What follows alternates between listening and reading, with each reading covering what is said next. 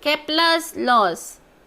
Johannes Kepler noticed that the motion of planets follows certain laws.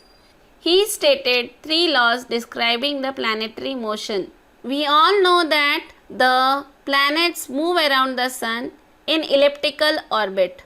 Now you must know what is an ellipse. An ellipse is the curve obtained when a cone is cut by an inclined plane. It has 2 focal points. The sum of the distances of the 2 focal points from every point on the curve is constant. F1 and F2 are the 2 focal points in the ellipse as shown in the figure.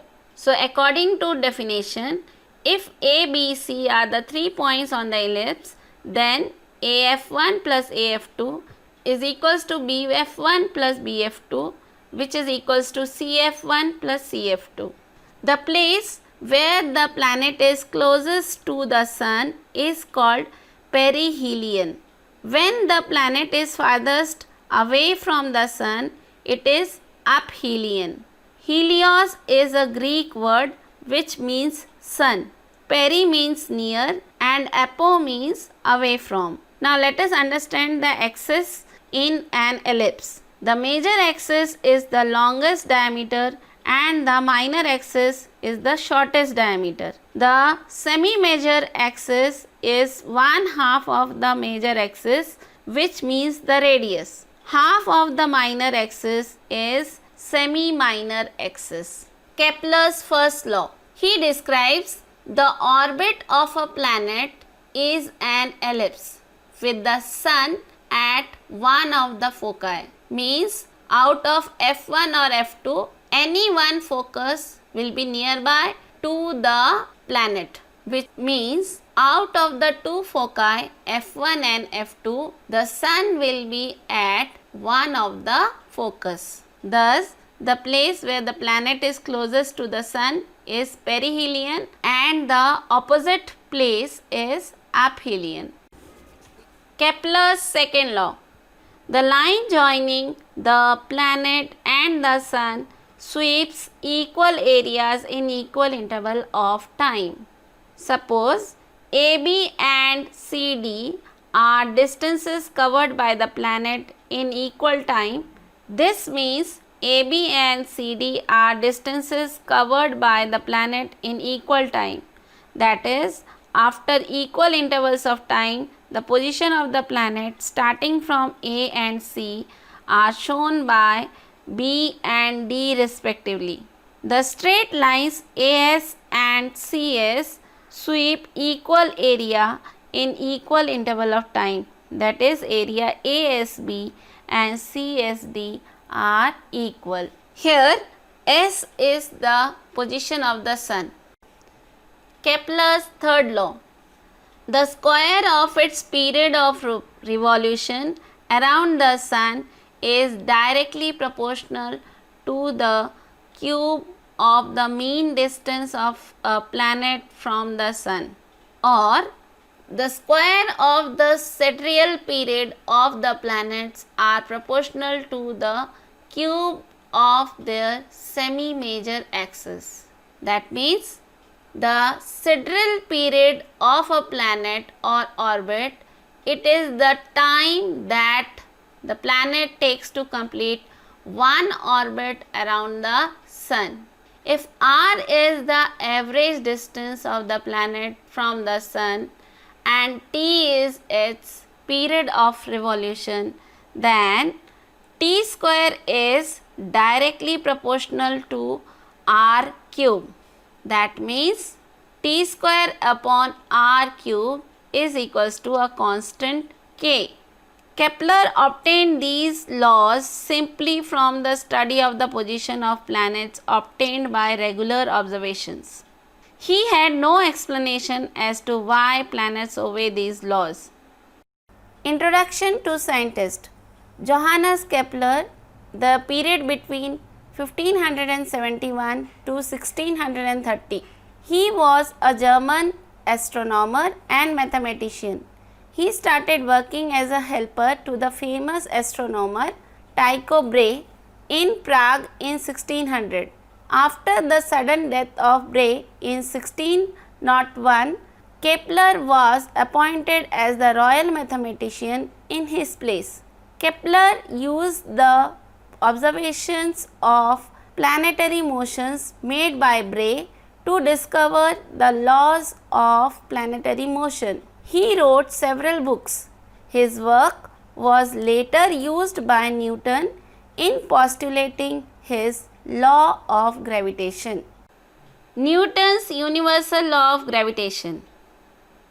According to this theory, every object in the universe attracts every other object with a definite force. This force is directly proportional to the product of the masses of the two objects and is inversely proportional to the square of the distance between them.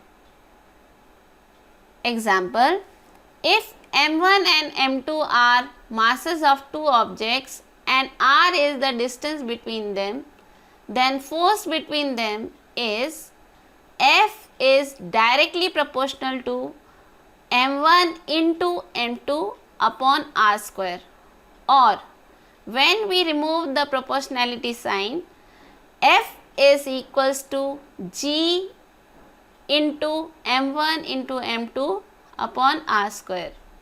Here G is the constant of proportionality and is called the universal gravitational constant.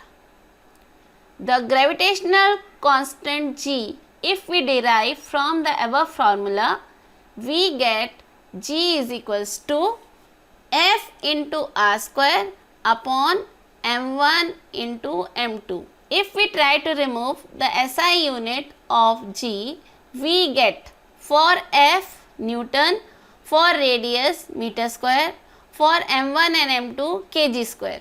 Thus, the SI unit of G is Newton meter square per kg square. The value of G was first experimentally measured by Henry Cavendish. In SI units, its value is 6.673 into 10 raised to the power minus 11 Newton meter square per kg square. Why did Newton assume inverse square dependence on distance in his law of gravitation? He was helped by Kepler's third law, inverse square law. Newton proved that the force of gravity is inversely proportional to square of distance between the two objects. That means force of gravity is inversely proportional to square of distance between any two objects. This can be illustrated from the figure. When the distance from the source is d, the intensity of light is 1 into d. But when the distance doubles, that is 2d, that time the same intensity of light is getting divided into 4 parts. That means 1 upon 2 square is equals to 1/4 part of the initial intensity of light. If the distance increases by 3 times d, then the same intensity of light is divided into 9 parts. So we get distribution of light into 1/9 part of the original distance. Thus, now we understand, if the mass of an object is doubled, the force between the two objects also doubles. Also, if the distance is doubled, the force decreases by a factor of 4. If the two bodies are spherical, the direction of the force is always along the line joining the center of the two bodies, and the distance between the centers is taken to be d. In case when the bodies are not spherical or have irregular shape, then the direction of force is along the line joining their center of mass, and distance d is taken to be the distance between the two centers of mass.